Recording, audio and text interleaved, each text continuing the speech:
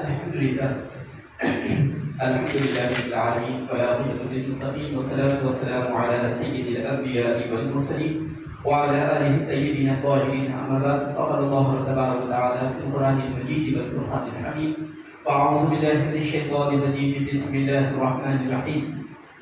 اهدنا الصراط المستقيم صراط الذين أنعمت عليهم غير المغضوب عليهم ولا الضالين. آمين. صدق الله مولانا العظيم وبلغنا رسوله النبي الأمين الكريم ونحن على ذلك لمن الشاهدين والشاكرين والحمد لله رب العالمين. وقال الله تبارك وتعالى في مقام آخر في شأن حبيبه: إن الله وملائكته يصلون على النبي يا أيها الذين آمنوا صلوا عليه وسلموا تسليما. اللهم صل على سيدنا شفيعنا نبينا حبيبنا وأمينا ومولانا محمد وبارك وسلم. حاضرین محفل، ابھی میں نے جن آیات بینات کی تلاوت کا شرف حاصل کیا وہ سورۃ الفاتحہ کی 5ویں، 6ویں اور 7ویں آیت ہے، جس میں خالق کونین کے حضور بندہ یہ معروضہ پیش کر رہا ہے: اہدنا الصراط المستقیم، اے مولا مجھے صراط مستقیم پر چلا، صراط الذین انعمت علیہم، اس راستے پر چلا جس پر تو نے انعام کیا، غیر المغضوب علیہم ولا الضالین، ان لوگوں کے راستے پر نہ چلا جس پر تیرا غضب نازل ہوا، یا ان لوگوں کے راستے پر نہ چلا جو راہ راست سے ہٹ کر گمراہی کے دلدل میں پھنس گئے۔ اہدنا الصراط المستقیم کے متعلق علماء کرام نے مختلف توضیحات بیان کی ہیں کہ صراط مستقیم سے مراد کیا ہے، اس کا معنی اور مفہوم کیا ہے۔ تو پہلی توجیہ تو یہ تھی کہ صراط مستقیم سے مراد قرآن حکیم ہے، جس پر ہم نے مفصل گفتگو کی پچھلی نشست میں۔ دوسری توجیہ علماء کرام نے بیان فرماتے ہیں صراط مستقیم سے مراد توحید ہے، اللہ تبارک و تعالیٰ کو ایک ماننا۔ صراط مستقیم یعنی قائم رہنے والا راستہ، اس سے مراد توحید ہے۔ اس کو کیوں کہا گیا تو علماء کرام ارشاد فرماتے ہیں دنیا میں مختلف عقائد کے لوگ ہیں، کسی کو کسی میں خدا نظر آتا ہے تو کسی کو کسی میں نظر آتا ہے، لیکن یہ جتنے عقائد ہیں وہ ختم ہو جانے والے ہیں۔ ایک ہی عقیدہ ہے جو قائم رہنے والا ہے، وہ ہے توحید کا عقیدہ۔ مثال کے طور پر کسی نے پانی کو اپنا خدا مانا، رب کائنات ارشاد فرماتا ہے قیامت سے پہلے اسی سمندر میں ایسی موجیں اٹھیں گی کہ یہ پانی جس سے تم استفادہ کر رہے ہو، جس پر تمہاری زندگی کا مدار ہے، یہی پانی تمہاری تباہی کا سبب بن جائے گا۔ جب پانی کے اندر موجیں آتی ہیں اور وہ اپنی حدود کو پار کر کے شہروں میں داخل ہو جاتا ہے تو شہروں کے شہر میں تباہ ہو جاتی ہے، اور ہم نے بہت سارے مناظر دیکھے دنیا میں جہاں پر پانی نے تباہی مچائی ہے۔ تو خدا تو وہ ہوتا ہے جو بندوں کو عذاب سے بچاتا ہے، وہ ذات خدا نہیں ہو سکتی جو بندوں کو تباہی کی طرف لے جائے یا تباہ و تاراج کرے۔ تو یہ عقیدہ ختم ہو جائے گا جب لوگوں کو سمجھ میں آئے گا کہ یہ ہماری تباہی کا سبب ہے۔ اسی طرح کسی نے سورج کو اپنا خدا مانا، اللہ تبارک و تعالیٰ ارشاد فرماتا ہے اذا الشمس كورت، یاد کرو اس وقت جب اللہ تبارک و تعالیٰ اس کی چمڑی کو ادھیڑ دے گا، جس کو تم خدا سمجھ رہے ہو، اللہ تبارک و تعالیٰ کے حکم کا وہ اس قدر تابع ہے کہ اللہ تبارک و تعالیٰ فرمائے کہ اپنی روشنی کو ختم کر لو، وہ ختم کر دے گا۔ کسی نے چاند کو، ستاروں کو اپنا خدا مانا، اللہ تبارک و تعالیٰ ارشاد فرماتا ہے وَإِذَا النُّجُومُ انْكَدَرَتْ، یاد کرو اس وقت جب ہم اس کی تمام روشنی کو چھین لیں گے۔ کسی نے آسمان کو خدا مانا تو رب کائنات ارشاد فرماتا ہے یاد کرو اس وقت کو جب ہم اس آسمان کو اس طرح لپیٹ دیں گے جس طرح تم ٹیبل کو لپیٹتے ہو۔ کسی نے زمین کو خدا مانا، اپنی ماں تسلیم کیا، اس کی عبادت کی، رب کائنات ارشاد فرماتا ہے اذا زلزلت الارض زلزالها، یاد کرو اس وقت کو جب ہم اس کو پارا پارا کر دیں گے۔ تو یہ تمہارے خدا کیسے ہو سکتے ہیں؟ اچھا، جس کو ہم خدا مان رہے ہیں اس کے بارے میں رب کائنات ارشاد فرماتا ہے کل شیء ہالک الا وجہہ، ہر چیز ہلاک ہو جائے گی سوائے اس کے۔ اگر کسی کو جواب ہے تو وہ خالق کائنات ہے، تو تم اس کی عبادت کیوں نہیں کرتے؟ تو اس سے بھی معلوم ہوتا ہے کہ جتنے ہمارے باطل عقیدے ہیں اللہ تبارک و تعالیٰ کو لے کر وہ تمام کے تمام ختم ہو جائیں گے، وہی عقیدہ قائم رہے گا جو اسلام ہم کو دیتا ہے، جو نبی پاک علیہ السلام نے ہم کو دیا ہے۔ اسی لیے اس کو صراط مستقیم کہا گیا۔ توحید کو ماننا یہ ایسا راستہ ہے جو ہمیشہ قائم رہنے والا ہے۔ دنیا میں جتنے تغیرات آتے ہیں آتے رہیں، لیکن یہ ایک عقیدہ ایسا ہے جس میں کبھی کوئی تغیر آنے والا نہیں ہے، اور دنیا جس قدر ترقی کر رہی ہے ان کو احساس ہو رہا ہے کہ ہاں یہی عقیدہ قائم رہنے والا ہے۔ یہی وجہ ہے کہ آج اسلام کے خلاف جتنی طاقتیں اپنے قوت کا استعمال کر رہی ہیں، لیکن ان کو بھی یہ جان کر حیرانی ہو رہی ہے کہ اسی قدر تیزی سے اسلام پھیل رہا۔ کیوں پھیل رہا ہے؟ ان کو بھی اندازہ ہو رہا ہے کہ ہم جس کے پیچھے جا رہے ہیں وہ تو ختم ہونے والے ہیں، لیکن کوئی چیز قائم رہنے والی ہے تو یہی عقیدہ ہے جو قرآن ہم کو دے رہا ہے، جو صاحب قرآن صلی اللہ علیہ وسلم نے ہم کو دیا ہے، اور وہ عقیدہ ہے عقیدہ توحید۔ جب تک ہم اس پر قائم رہیں گے دنیا میں بھی کامیاب رہیں گے اور آخرت میں بھی کامیاب رہیں گے۔ اسی لیے اللہ تبارک و تعالیٰ ایک جگہ ارشاد فرماتا ہے، یا بنی آدم اللہ تعبدوا الشیطان انہ لکم عدو مبین وان اعبدونی ھذا صراط مستقیم۔ اے بنی آدم، شیطان کی عبادت نہ کرو، وہ تو تمہارا کھلا دشمن ہے۔ وان اعبدونی ھذا صراط مستقیم، میری عبادت کرو، یہی صراط مستقیم۔ اللہ تبارک و تعالیٰ اسی طرف اشارہ کر رہا ہے کہ جس کی تم عبادت کرو گے وہ لوگ بھی اور تم بھی جہنم نصیب کر دیے جاؤ گے، ان کو بھی نقصان ہوگا، تم کو بھی نقصان ہوگا۔ اگر کوئی چیز قائم رہنے والی ہے تو وہ میری ذات ہے، اور وہ لوگ جو میری ذات کو مانتے ہیں، میری توحید کا اقرار کرتے ہیں اور میرے سامنے سر جھکاتے ہیں۔ اب یہاں پر علماء اکرام ایک لطیف نقطہ یہ بیان کرتے ہیں کہ اللہ تبارک و تعالیٰ نے ہمیں جو دعا سکھائی ہے، اہدنا الصراط المستقیم، کہ اللہ ہم کو ہدایت دے، یہ نہیں کہا بلکہ صراط مستقیم پر چلا، صراط مستقیم کی ہدایت دے۔ صراط کہتے ہیں راستے۔ تو علماء اکرام اس کی ایک لطیف نقطہ بیان کرتے ہوئے ارشاد فرماتے ہیں کہ اللہ تبارک و تعالیٰ نے راستے کا لفظ اسی لیے استعمال کیا تاکہ وہ مسلمانوں کو یہ پیغام دے، بلکہ پوری انسانیت کو یہ پیغام دے کہ یہ دنیا عارضی ہے، چونکہ راستہ منزل نہیں ہوتی بلکہ منزل پر پہنچنے کا ایک ذریعہ ہوتا ہے۔ کوئی بھی انسان راستے میں چلتے چلتے ٹھہر کر وہاں پر گھر تعمیر نہیں کرتا، وہاں پر آرام نہیں کرتا، اس کو معلوم ہے کہ یہ راستہ ہے، یہاں سے گزر جانا ہے، منزل مقصود تو کہیں اور ہے۔ تو رب کائنات ارشاد فرماتا ہے کہ دنیا میں جتنی چیزیں آئیں جو تم کو اپنی طرف للچائے، تم کو اپنی طرف آمادہ کرے، اس کی طرف نہیں جانا، متاثر نہیں ہونا، مائل نہیں ہونا، کیونکہ یہ راستہ ہے، منزل مقصود تو خالق کائنات ہے، اس کی ذات ہے۔ لہذا جتنے چیزیں دنیا میں تمہارے پاس آئیں، چاہے خوشحالی ہو یا بدحالی ہو، اس سے متاثر نہیں ہونا، ان سے متاثر ہوئے بغیر اللہ تبارک و تعالیٰ کے راستے پر گامزن رہنا، تاکہ اللہ تبارک و تعالیٰ کی رضا اور اس کی خوشنودی تم کو حاصل ہو جائے۔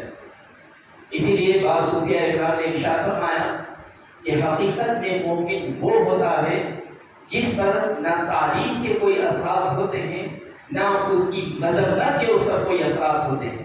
آج ہم اپنا جائزہ لیں، اگر ہمارے سامنے ہماری تعریف کر دی جائے تو ہم خوش ہو جاتے ہیں، پھولے نہیں سماتے۔ اچھا وہی شخص اگر ہمارا کوئی عیب بتا دے تو ہم اس سے ناراض ہو جاتے ہیں، ماتھے پر شکن آ جاتی ہے۔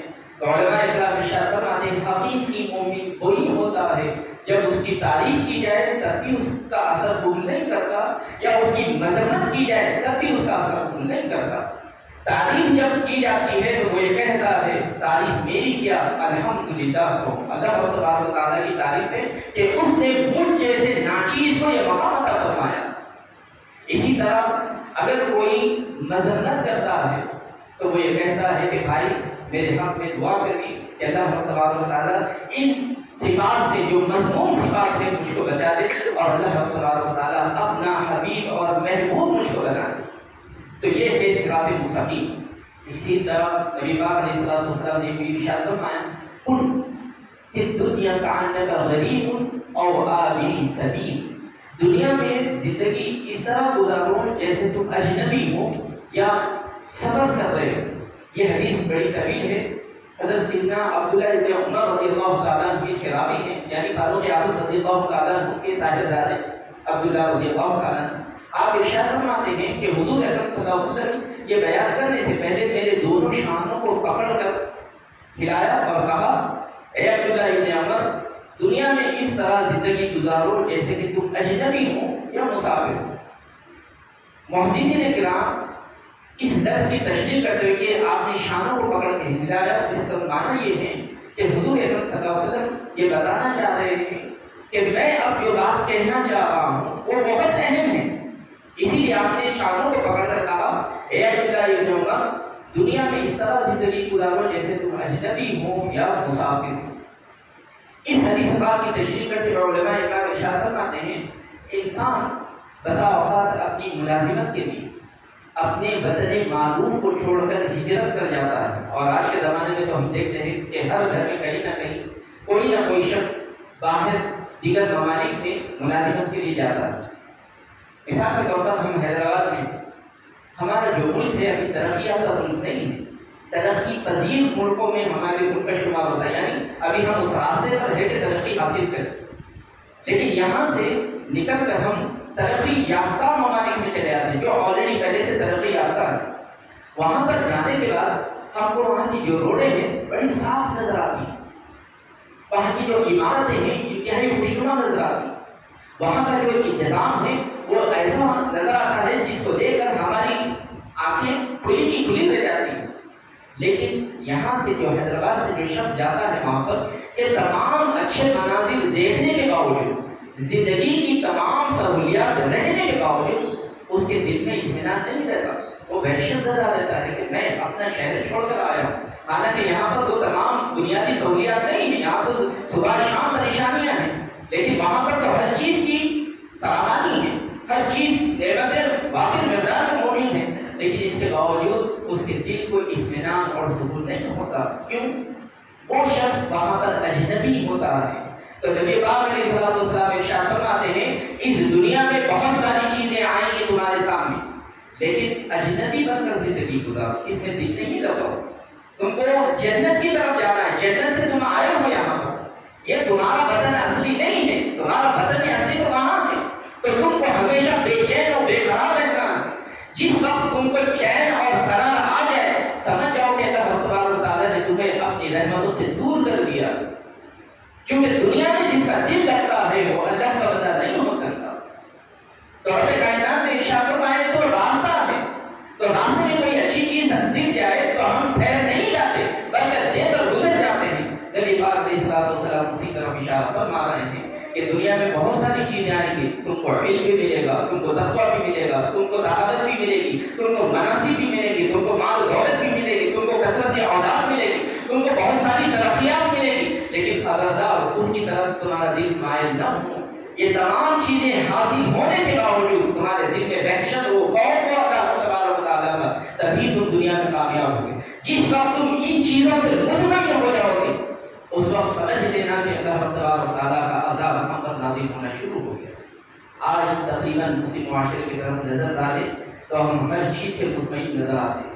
آج ہم کو گھر مل گیا ہے، ہم صاحب اولاد ہو گئے، ہمارے پاس اچھی نوکری ہے، نوکری کب چلے جائے گی کوئی نہیں بول سکتا، اولاد کب موت کی آغوش میں سو جائے گی کوئی نہیں کہہ سکتا، کب عالم دین ہو اس پر اللہ تبارک و تعالیٰ ایسا وقت تعلیم نہ کر دے کہ جس کی وجہ سے اسے سوچنے سمجھنے کی صلاحیت ختم ہو جائے، یہ کوئی نہیں کہہ سکتا۔ کوئی ڈاکٹر بن گیا، اگر اس پر فالش کا اثر ہو جائے بتائیے انجیکشن کیسے دے گا؟ پورا اس کا جسم تھر رہا ہو، وہ اپنی صلاحیتوں کا کیسے استعمال کر سکے گا؟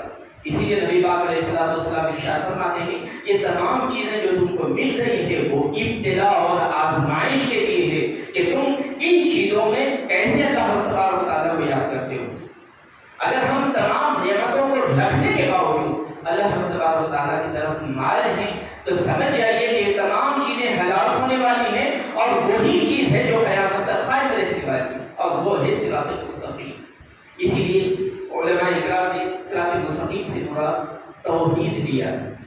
یہ دوسرا جو حضور اکرم صلی اللہ علیہ وسلم نے ارشاد فرمایا کہ اجنبی رہو یا مسافر بن کے رہو، جب ہم یہاں سے کہیں جاتے ہیں باہر سفر کرتے ہیں تو اتنا ہی سامان ہم ساتھ لیتے ہیں جتنے کی ہم کو ضرورت ہو۔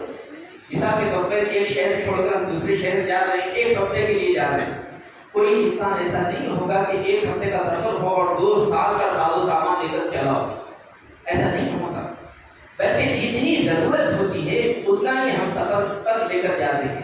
تو نبی پاک علیہ السلام ارشاد فرماتے ہیں اللہ تبارک و تعالیٰ کے خزانے میں کوئی کمی نہیں ہے، اللہ تبارک و تعالیٰ تم کو بے انتہا نوازے گا، لیکن استعمال اتنا ہی کرنا جتنے کی تم کو ضرورت ہے۔ اگر حد سے زیادہ استعمال کرو گے تو اسراف میں آ جاؤ گے، اور اسراف میں آ جاؤ گے تو اللہ تبارک و تعالیٰ کی نافرمانی میں آ جاؤ گے، اور جب تم اللہ تبارک و تعالیٰ کی نافرمانی کرنے لگو گے تو تم جہنم رسید ہو جاؤ۔ سیدھی سی بات ہے جو نبی پاک علیہ السلام ارشاد فرماتے ہیں۔ اور جو اسراف ہے، جو ظلم و زیادتیاں ہیں جو ہم کر رہے ہیں پیسوں کی وجہ سے، منصب کی وجہ سے، یہ تمام ختم ہو جانے والی ہیں، کوئی ذات قائم رہنے والی ہے تو اللہ تبارک و تعالیٰ اس کے سامنے ہم کو جواب دینا ہے چیز کا، ثم لتسألن یومئذ عن النعیم، ہم ہر نعمت کے بارے میں سوال کریں گے تم سے کہ ہم نے تم کو یہ نعمت دی تھی، اس کا استعمال تم نے کیسے کیا ہے؟ آج تو ہم یہ سمجھتے ہیں کہ جو نعمتیں ہیں ہماری صلاحیتوں کی وجہ سے، ہم پڑھے ہیں اس لیے ہم کو یہ نعمتیں ملی۔ بہت سارے لوگ پڑھے لکھے لوگ ایسے ہیں جو روز دن کھاپ چھان رہے ہیں، تو یہ جو نعمتیں ہم کو ملی ہیں یہ ہماری صلاحیتوں کی وجہ سے نہیں ہے، بلکہ ذالک فضل اللہ یؤتیہ من یشاء، یہ تو ہمارا فضل ہے، ہم جسے چاہیں عطا کرتے ہیں۔ چنانچہ دنیا میں بھی آپ دیکھیں بہت سارے لوگ ایسے ہیں جو ان پڑھ ہیں لیکن اللہ تبارک و تعالیٰ نے انہیں بے انتہا دولت سے سرفراز کیا۔ اگر دولت کا حصول ہماری صلاحیتوں پر ہی منحصر ہوتا تو وہ جو لوگ پڑھے لکھے نہیں ہیں وہ متوقع حضرات نہیں ہو سکتے تھے، ان کے پاس یہ دولت کے جو انبار جمع ہو رہے ہیں، اس سے اس بات کی طرف اشارہ ملتا ہے کہ ہماری صلاحیتوں میں اس کا کوئی دخل نہیں ہے۔ اگر کسی چیز کا دخل ہے تو رب کائنات کی رحمت کا دخل ہے۔ تو جب تک ہم یہ تصور کو اپنے ذہن میں رکھیں گے جو چیزیں ہیں ہماری صلاحیتوں کی مرہون محنت نہیں ہے، بلکہ یہ صرف اور صرف اللہ تبارک و تعالیٰ کی عنایت ہے اور اس کی نظر کرم ہے، تو ہم اس وقت تک صراط مستقیم پر قائم ہیں۔ اسی لیے علماء کرام ارشاد فرماتے ہیں صراط مستقیم سے مراد اللہ تبارک و تعالیٰ کی توحید ہے، اور جو لوگ سفر میں حد سے زیادہ سامان لے کر جاتے ہیں تو پورے سفر میں وہ بے چین رہتے ہیں کہ اتنا سامان اٹھایا کیسے، اور وہاں پر جا کر وہ استعمال بھی نہیں کر سکتے، واپس لے کے آنا پڑتا ہے۔ تو جب تک وہ لے جا رہے ہیں اور لا رہے ہیں اپنے آپ کو کوستے رہیں گے کہ کیوں ہم اتنا سامان لے کر آئے ہیں۔ تو اسی طرح یہ دنیا بھی مسافر خانہ ہے، یہاں پر ہم سفر کر رہے ہیں، اگر حد سے زیادہ ہم دنیا کو اپنی طرف جمع کرنے کی کوشش کریں گے تو ہم اپنے آپ کو کوسیں گے، اور اس سے پہلے کہ ہم اپنے آپ کو کوسیں اللہ تبارک و تعالیٰ نے قرآن حکیم نازل فرما کر بتا دیا کہ اگر اس دنیا میں تم مال و دولت کو اکٹھا کرو گے تو اس کا انجام کیا ہوگا۔ رب کائنات واضح الفاظ میں بیان فرما رہا ہے الہاکم التکاثر، تم کو کثرت مال ہلاک کر دیا، تم جو ہلاک ہو رہے ہو اس کی اہم وجہ یہ ہے کہ میرے بتائے ہوئے احکامات کو چھوڑ کر تم اپنی نفس کے پیچھے پڑے ہو گے، دنیا پرستی کے پیچھے پڑے ہو، شیطان کے خطوات کو اس کے نقش قدم پر چڑھ رہے ہو، جس کی وجہ سے تم کو پریشانی آئے گی اور تم ہلاک ہو جاؤ گے اس دنیا میں بھی اور آخرت میں۔ تو یہ جو خسارہ آ رہا ہے دنیا اور آخرت کا صرف اور صرف اس لیے آ رہا ہے کہ ہم اللہ تبارک و تعالیٰ کو نہیں مانتے۔ اگر ہم اللہ تبارک و تعالیٰ کو واقعتاً مانتے کہ وہی ہے جو پوری دنیا چلا رہا ہے، یقین جانیے ہم برائی کی طرف نہیں جاتے، ہم رشوت کا پیسہ ہرگز نہیں لیتے۔ کیوں لیتے؟ کیونکہ ہم کو معلوم ہے کہ وہ قادر مطلق ہے، اگر وہ چاہا تو ہم کو ہر مالی مشکلات سے بری کر سکتا ہے، یہ رشوت کا پیسہ مشکلات سے بری نہیں کر سکتا، تو ہم برائی کی طرف نہیں جاتے۔ تو آج ہر مسلمان یہ کہہ رہا ہے لا الہ الا اللہ محمد رسول اللہ صلی اللہ علیہ وسلم، لیکن جب عملی طور پر ہم دنیا میں جاتے ہیں، عملی میدان میں جاتے ہیں، تو وہاں پر ہم توحید کے جو تقاضے ہیں اس کو پورا نہیں کر پاتے۔ تو علماء کرام ارشاد فرماتے ہیں یہ جو دعا ہم کر رہے ہیں ہر نماز میں 5 وقت، اے مولا ہمیں صراط مستقیم پر چلا، اس کا عملی تقاضا یہ ہے کہ ہم اللہ تبارک و تعالیٰ کو ایک مانیں، اور جب ہم اس کو ایک مانیں گے اور اسی کے احکامات اپنے آپ پر نافذ کریں گے تو دنیا میں بھی کامیاب ہوں گے اور آخرت میں بھی کامیاب ہوں گے۔ صوفیاء کرام ارشاد فرماتے ہیں کہ مرنے سے پہلے مر جاؤ۔ لوگوں نے سوال کیا کہ اس کی کیا معنی؟ تو آپ نے اور صوفیاء کرام نے بیان فرمایا کہ جب انسان کی روح جسم سے نکل جاتی تو سب سے پہلے اس کو نہلایا جاتا، غسال کو بلایا جاتا۔ وہ انسان جس کی بادشاہت پورے ملک پر چل رہی ہو، لیکن جیسے ہی سانس نکلے گی، جیسے ہی اس کو بتا دیا جائے گا نہلانے کے لیے، اب اس کا حکم اس کے اپنے اوپر بھی نہیں چلے گا۔ غسان اس کا ہاتھ اٹھائے گا، اس کا ہاتھ اٹھ جائے گا۔ غسان اس کے چہرے کو پلٹائے گا، اس کا چہرہ پلٹ جائے گا۔ غسان اس کے پیر کو نیچے رکھے گا، اس کا پیر نیچے چلا جائے گا۔ غسان اس کے آنکھوں کو بند کرے گا، اس کے آنکھیں بند ہو جائے گی۔ اس کا جو ملک پر چلتا تھا، اب یہ عالم میں آ گئے، یہ عاجزی انکساری کا کیا عالم کہ اس کی حکومت خود اس پر نہیں چل رہی تو دوسروں پر کیا چلے گی؟ تو صوفیاء کرام ارشاد فرماتے ہیں یہ تو حقیقت ہے تمہاری، یہاں پہ لوٹنا ہے، تو اس کے منظر آنے سے پہلے تو آنے سے بچ جاؤ۔ اس کے معنی یہ ہے کہ دنیا میں جب زندہ ہو تو اپنے نفسانی خواہشات کے مطابق زندگی نہ گزارو، بلکہ اللہ نے ہاتھ اٹھانے کے لیے کہا تو ہاتھ دعا کے لیے ہاتھ اٹھا دو۔ اگر اللہ تعالیٰ نے کہا کہ ظلم نہ کرو، ہاتھ چھپا دو تو ہاتھ چھپا دو۔ اللہ تعالیٰ نے کہا یہ محرمات ہیں، ان کو نہ دیکھو تو اپنی نگاہیں نیچی کر دو۔ تو جو اللہ کہے اس کے مطابق چلو، اللہ تبارک و تعالیٰ تم کو دنیا میں بھی سرفراز کرے گا اور آخرت میں بھی سرفراز کرے گا۔ اس کے معنی ہے کہ مرنے سے پہلے مر جاؤ۔ لیکن آج ہم زندگی میں سمجھتے ہیں کہ جو کچھ ہے ہمارا، اور اللہ تبارک و تعالیٰ نے بہت ساری مثالیں ہمارے سامنے رکھی ہیں۔ اللہ تبارک و تعالیٰ نے منع کیا ہے کہ کسی پر ظلم ہوتا ہوا دیکھو تو تم دیکھو نہیں، بلکہ اپنی آنکھیں پھیر لو، لیکن ہم دیکھتے رہتے۔ اندازہ کیجیے کہ اللہ تبارک و تعالیٰ اسی وقت ہمارے آنکھ کی بصارت کو چھین لے، بتائیے دنیا میں ہم کیا کریں گے اس کو؟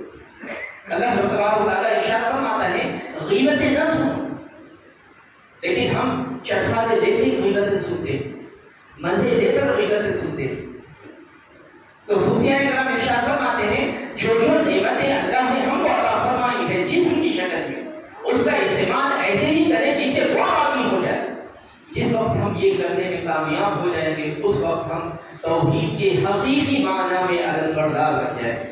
یہ جو نعرہ ہے ہمارا کہ تو ہی ہے جو ہمارا خالق ہے، وہ اسی وقت ہوگا جب ہم تمام جسمانی اعضاء کو ایسے ہی استعمال کریں جیسے وہ استعمال کرنے کا حکم دیتا ہے۔